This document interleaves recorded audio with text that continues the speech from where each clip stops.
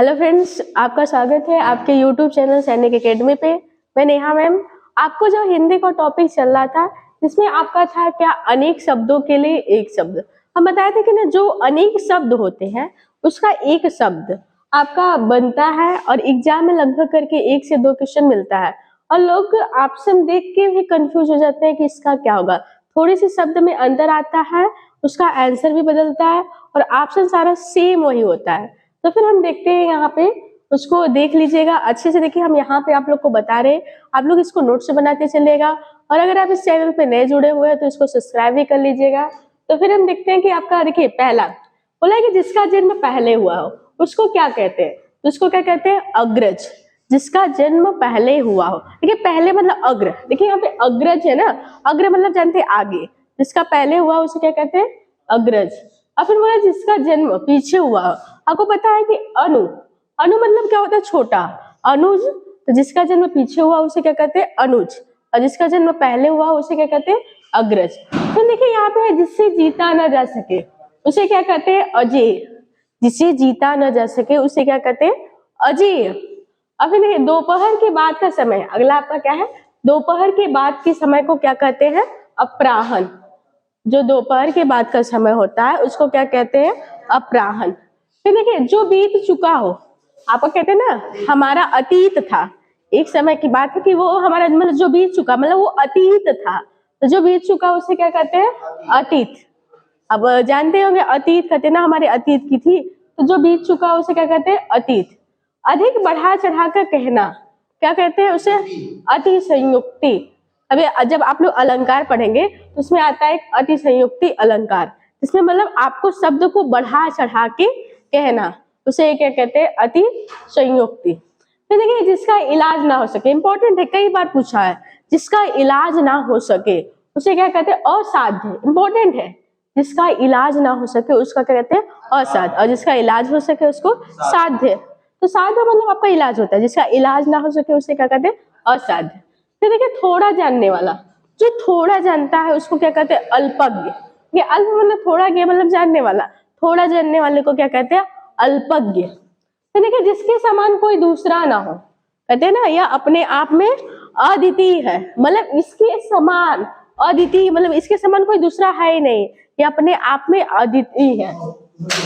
फिर कहते हैं जिसके माँ बाप ना हो, जिसके माँ बाप ना हो उसको क्या कहते हैं? अनाथ। या आप लोग जानते हैं जिसके नाथ मतलब जिसके माँ बाप ना हो उसको क्या कहते हैं?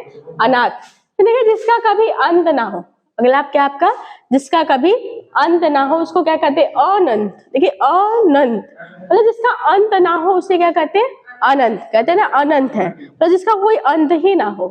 फिर अगला जो अभी अभी उत्पन्न हुआ उसे क्या कहते हैं? इंपॉर्टेंट है, कहते हैं ना नवजात शिशु जो होते हैं ना, या फिर कहते हैं जो अभी अभी उत्पन्न हुआ हो उसे क्या कहते हैं? अर्धप्रसूत।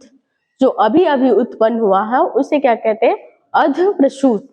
फिर देखिए सूर्योदय से पूर्व का समय अरुणोदय। अरुणोदय मतलब जानते हैं अरुण मतलब क्या होता है? सूर्य। तो मतलब अरुणोदय मतलब सूर्योदय के उदय, सूर्योदय के पूर्व के समय को क्या कहते हैं? अरुणोदय। फिर जिस पर मुकदमा चल रहा हो उसे क्या कहते हैं? अभियुक्त। इंपॉर्टेंट है, जिस पे मुकदमा चलता है उसे क्या कहते हैं? अभियुक्त। फिर देखिए आपका अगला है कि वर्षा की अधिकता या वर्षा का अधिक होना उसे क्या कहते हैं? अतिवृष्टि। आपको पता है कि अति, अति मतलब क्या होता है? अधिक। से अति क्या होता है? अधिक। तो वर्षा का अधिक होना क्या होता है? अतिवृष्टि। और फिर वर्षा का न होना या फिर कम होना उसे क्या कहते हैं? अनावृष्टि। अनावृष्टि। देखिए न होना फिर यहाँ पे ना आ रहा ना, लगभग करके एग्जाम में दोनों पूछता भी है, लोग कंफ्यूज होते हैं अति और अना में। देखिए अति का क्या होता है? अति मतलब जैसे कहते हैं ना वो बहुत अत्त कर दिए ना, मतलब अरे ना अत्त का मतलब, अति का मतलब क्या होता है? अधिक। तो अति का मतलब जहाँ पे अधिक वर्षा, अति। फिर अना, देखिए यहाँ ना आ रहा है ना, तो न का न होना वर्षा का, तो अनावृष्टि। फिर देखिए जिसे भुलाया ना जा सके, कहते हैं ना जिसे भुला ना जा सके उसे क्या कहते हैं? अविस्मृति। अब देखिए विस्मृति मतलब क्या होता है? याद करना ना, और उसके आगे आ जाता है तो उसका निगेटिव हो जाता है। तो अविस्मृति मतलब उसका नकारात्मक। अविस्मृति मतलब जिसे भुलाया ना जा सके। ठीक है। फिर देखिए आपका है जो पहले कभी ना सुना गया हो, जो पहले कभी ना सुना गया हो उसे क्या कहते हैं? अनश्रुत। श्रुत मतलब सुनना, अनु मतलब पहले, तो जिसके पहले कभी ना सुना गया उसे क्या कहते हैं, अनुश्रुत। तो देखिए ये इंपॉर्टेंट, बहुत इंपॉर्टेंट, कई बार एग्जाम पूछा है, वो कवि जो तत्काल कविता कर डालता है उसे क्या कहते हैं, आंसू कवि। मतलब वो कवि जो मतलब तुरंत देख के तुरंत कविता कह देता है ना, कुछ लोग होते हैं ना तुरंत बात बात पे कविता शुरू हो जाते हैं, तो उन्हें क्या कहते हैं, आंसू कवि। तो जो कवि तुरंत कविता करता है उसे क्या कहते हैं, आंसू कवि। फिर आपको जो ईश्वर को मानता हो जानते हैं क्या कहते हैं, उसे आस्तिक ना, जो ईश्वर को मानता है उसको क्या कहते हैं, आस्तिक, और जो नहीं मानता है उसको क्या कहते हैं, नास्तिक। फिर देखिए इंद्रियों को वश में रखने वाला कहते हैं ना, उसे क्या कहते हैं, इंद्रिय जीत या जितेंद्रिय। मतलब इंद्रियों को वश में कहते हैं ना, अपने सारे अंग को या इंद्रियों को अपने वश में कर लेना ही इंद्रिय जीत होता है, या जितेंद्रिय।